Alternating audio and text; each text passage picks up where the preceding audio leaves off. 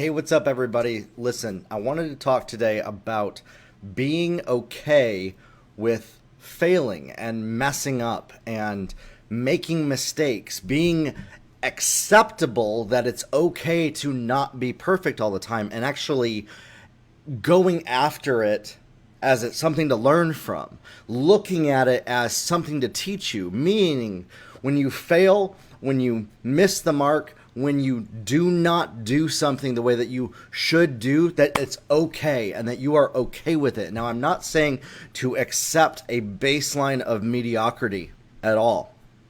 It's not what I'm saying. What I'm saying is give yourself grace to not have to do everything perfect, and then listen, what can I learn from this right now? What lessons is this failure trying to teach me? And so often I've seen that people are just like, they beat themselves up. They create unnecessary stress and inflammation in their body and their mind. It locks up their mind from actually critically thinking strategically to solve a problem because they're not okay with failing. Because perfection, this level, this baseline that they have for themselves makes it impossible to reach. And so they actually cut off their ability to go 10 times further because they're so terrified of ever making a mistake. And so I want to say this: be okay with making mistakes. Be okay with not doing it all right. Be okay with things falling down, and then also accept the consequences of it. Accept and be okay with, own up to it. This is all about ownership, is basically what I'm saying. Take ownership of your failures when they happen fully, but don't beat yourself up and let shame and guilt come in. Shame and guilt do not help you at all. But what does help you is truth and saying, listen, I didn't do great there. Let's do better next time. Let's make a plan to do better next time. What do I need to learn to do better next time? What was I being taught by that failure? And getting rid of fear of failure. You see, fear of failure is keeping you inside of your box, your comfort zone, because it's safe for you. And so ever going outside of it is terrifying. And I get that. And I get that it feels that way. It creates anxiety. I talked about this yesterday. I talked about what Dave Meltzer said. You know, you have the comfort zone, and then outside of it's the learning zone, and then the anxiety zone. But I want to say this as well. Be okay with absolutely dropping the ball and completely having everything crumble. Here's the big if you plan on that failure teaching you how to do better.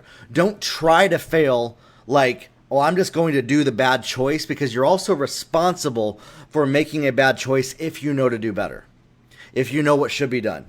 You're responsible for that. You need to take ownership over the consequences that may happen with that. Take ownership over your life and not give them up to somebody else. Validation. Well, they never told me. Well, this conversation never happened. Whatever it is, we come up with so many reasons to justify our fear of failure, to justify why it's not our fault. And if you look at mistakes and failures that you make and you blame other people for them, and you give up the blame, you give up the responsibility, you get rid of the ownership, you're only going to ever go as far as that point where you gave up ownership.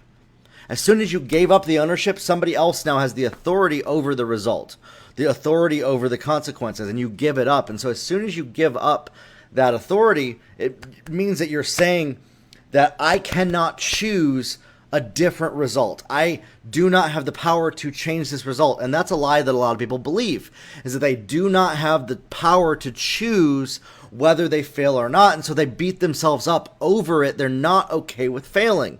And this creates this vicious cycle of anxiety, stress, and worry in their lives, because they believe that their failure is the result of something else, some outside circumstance. And this structure has gotten them to where they are right now, this life path. And I say this, I want to make this personal for you. This process of blaming other people for everything has been what I've personally lived in my entire life. Meaning, it's not my fault. I'm entitled to not having to take blame and blame shifting and doing this. And so the reason I can recognize this as a place of where people need to grow is because it's the number one thing that I know what has been holding me back in my life and no longer is anymore moving forward, because it's not something that I'm going to allow to. I've actually made the decision.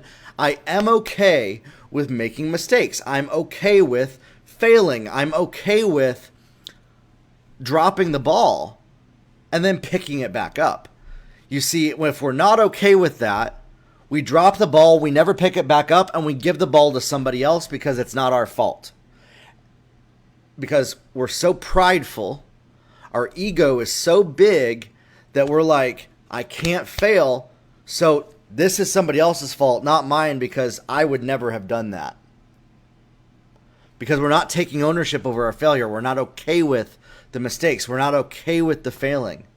It's time to take back the ownership over your life. The failures, the successes, the conversations, the words you say, whether you get angry, whether you're happy, whether you're sad, your emotions, and take back control of that instead of giving up the power of it to outside influences and circumstances. Now today, this is what's funny. The way I got inspired by this post, I was having a conversation with my wife. I said, I have failed today at social media. I have not posted all day.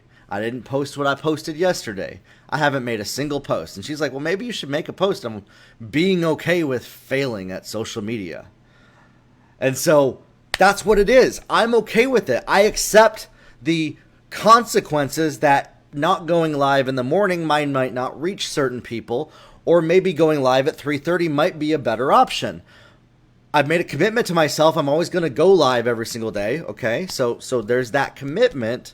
So I'm staying, I'm keeping my promise to myself. You know, I always go live at least between 8 a.m. to 5 p.m. That's that.